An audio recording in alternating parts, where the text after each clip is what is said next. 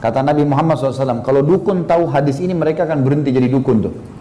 Bismillahirrahmanirrahim. Pernah di zaman Nabi Muhammad SAW ada meteor jatuh.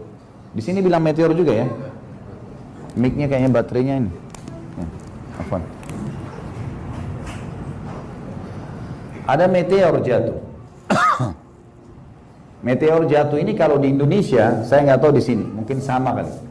Biasanya orang punya keyakinan macam-macam. Katanya mungkin doanya mustajab. Suruh berdoa. Atau apalah keyakinan.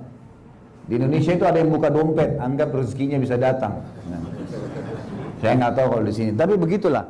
Tapi yang jelas di zaman Nabi Muhammad SAW pernah jatuh meteor, kemudian Nabi bilang SAW kepada para sahabat, apa yang kalian bilang di zaman jahiliyah dulu, sebelum Islam datang kalau lihat seperti ini?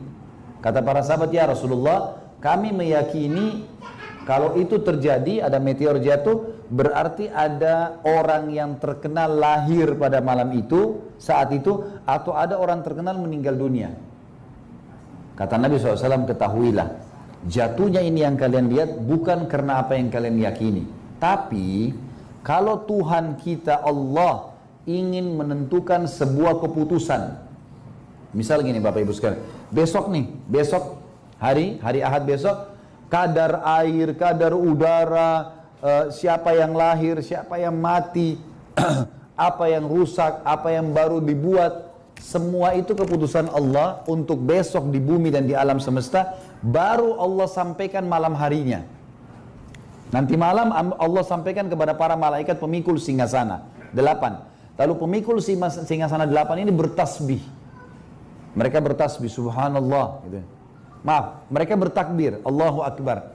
Lalu malaikat di langit ke-7 mendengar, lalu mereka berkata Allahu Akbar.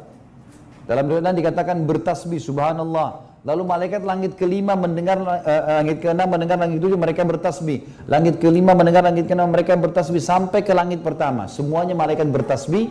Kemudian mereka bertanya kepada malaikat pemikul singgasana, apa keputusan Tuhan kita untuk besok nih? Maka disampaikanlah oleh pemikul singgasana 8, di sini hujan, di sini mati, di sini lahir, di sini semua. Apa yang akan terjadi besok disampaikan pada saat itu. Jadi malaikat di langit pun tidak tahu besok terjadi apa kecuali nanti malam. Gak ada yang tahu gaib kecuali Allah nih. Nah kata Nabi SAW, syaitan susun-susun badannya sampai ke langit pertama. Dengan hikmah Allah. Kemudian mereka mencuri informasi dari malaikat. Dengar, ini besok hujan di mana, siapa mati, siapa begini.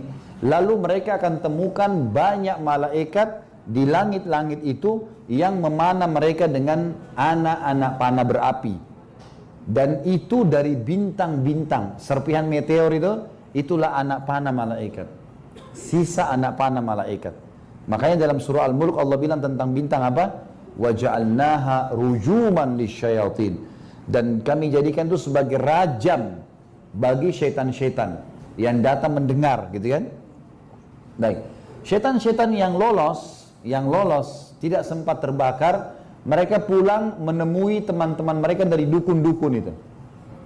Ini di Indonesia saya sudah suruh luruskan ya. Dukun itu kan namanya nggak baik.